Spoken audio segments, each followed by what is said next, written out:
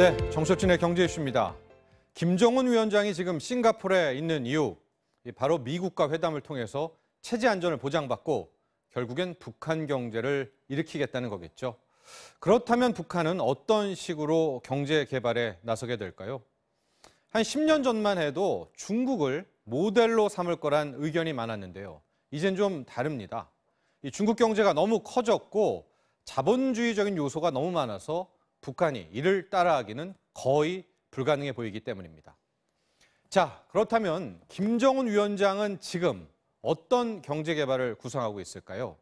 아마도 이 북한의 향후 경제 개발 모델은 싱가포르와 베트남을 결합한 형태에 가까울 것 같은데요. 일명 이 싱트남 모델이라고 부를 수 있을 것 같습니다. 먼저 싱가포르를 볼까요?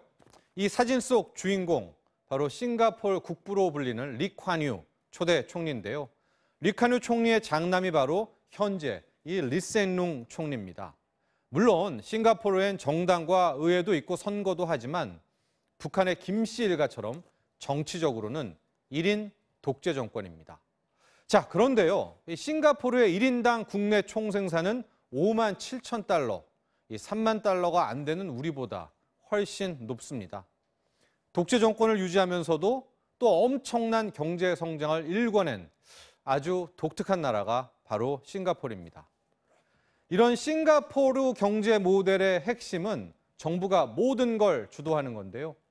이 소수의 엘리트 공무원들이 경제를 이끌고 국민들은 이걸 묵묵히 따라간다. 이런 방식입니다. 이 김정인 위원장은 그간 싱가포르를 집중 탐구해 왔고 실제적인 경제 교류도 있었는데요. 지난 1991년 선포됐던 나선 경제무역지대는 바로 싱가포르 모델이었고요. 이 싱가포르 역시 한 3년 전쯤 리모델링한 이 갈마 국제공항에 투자했다고 합니다. 하지만 이 싱가포르는 인구 570만 명의 영토 면적도 서울 정도 크기로 너무 작습니다. 북한이 전적으로 따라하긴 힘든 대목이죠. 자, 그래서 등장한 게 바로 이 베트남 경제 개발 모델입니다. 북한이 베트남 모델을 참고하고 있는 건 미국과의 관계 개선에 따른 경제 효과를 직접 눈으로 목격했기 때문입니다. 이 베트남은 베트남 전쟁 이후 공산화된 이 베트남에 대해서 미국이 강력한 경제 제재를 해왔고요. 이 베트남 결국 한동안 절대 빈곤에서 벗어나지 못했습니다.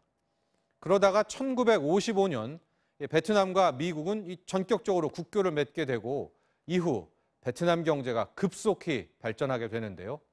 올해 1분기만 봐도 베트남의 국내 총생산, 이 GDP 증가율은 7%가 넘어서 세계 1위를 기록했습니다.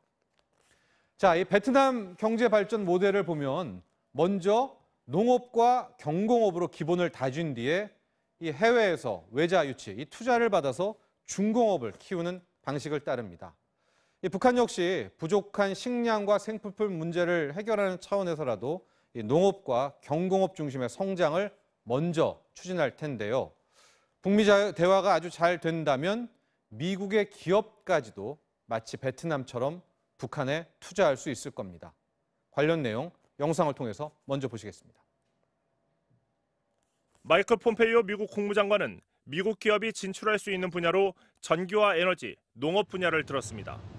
특히 미국의 농업 기술력을 지원한다면 북한 주민들도 풍족하고 건강한 삶을 살 수 있을 거라고 말했습니다. 구체적인 비핵화 방식과 보상 방법을 동시에 언급한 겁니다. 북한의 경우 열악한 사회 간접 시설은 물론 IT와 신재생 에너지 분야 등이 투자 대상이 될 수 있다는 전망도 나옵니다.